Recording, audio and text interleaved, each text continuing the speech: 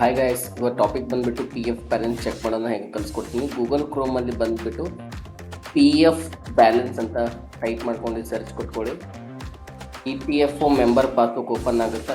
E P F O member passbook open ಮಾಡ್ಕೊಂಡ್ಬಿಟ್ಟು salary slip ತೆಗೆದಿಟ್ಕೊಳ್ಳಿ, ನಿಮ್ಗೆ ಬೇಕಾಗುತ್ತೆ.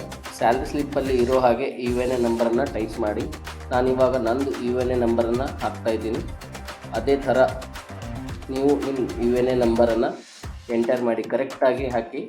ಒಂದು ಡಿಜಿಟ್ ಏನಾದರೂ ಮಿಸ್ ಆದರೆ ಪಾಸ್ಬುಕ್ ಓಪನ್ ಆಗಲ್ಲ. ಓಕೆ, ಸೊ ಅದೇ ಥರ ಪಾಸ್ವರ್ಡ್ ಯಾವುದಂದರೆ P F member total password ಏನಿರುತ್ತಲ್ಲ ಅದೇ ಪಾಸ್ವರ್ಡನ್ನು ನೀವು ಇಲ್ಲಿ ಹಾಕಿ. ನನ್ನ ಪಾಸ್ವರ್ಡ್ ಹಾಕ್ತಾಯಿದ್ದೀನಿ.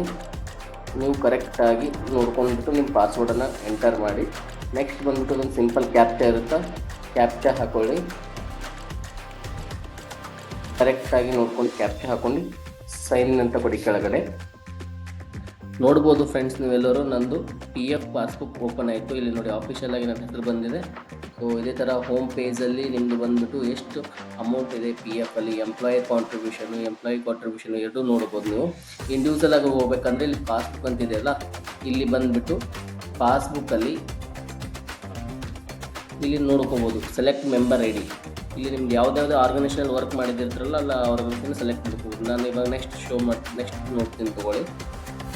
ಇಲ್ಲಿ ನೋಡಿ, ಸೊ ನಾನು ಇಲ್ಲೊಂದು ಆರ್ಗನೈಸೇಷನಲ್ಲಿ ಎಷ್ಟಕ್ಕೊಂದು ಕಾಂಟ್ರಿಬ್ಯೂಷನ್ ಆಗಿದೆ ಅಂತ ನಾವು ಕಂಪ್ಲೀಟಾಗಿ ನೋಡ್ಬೋದು. ಅದೇ ಥರ ನೀವು ಇದನ್ನು ಪಿ ಡಿ ಎಫ್ ಆಗಿ ಡೌನ್ಲೋಡ್ ಮಾಡ್ಕೋಬೋದು.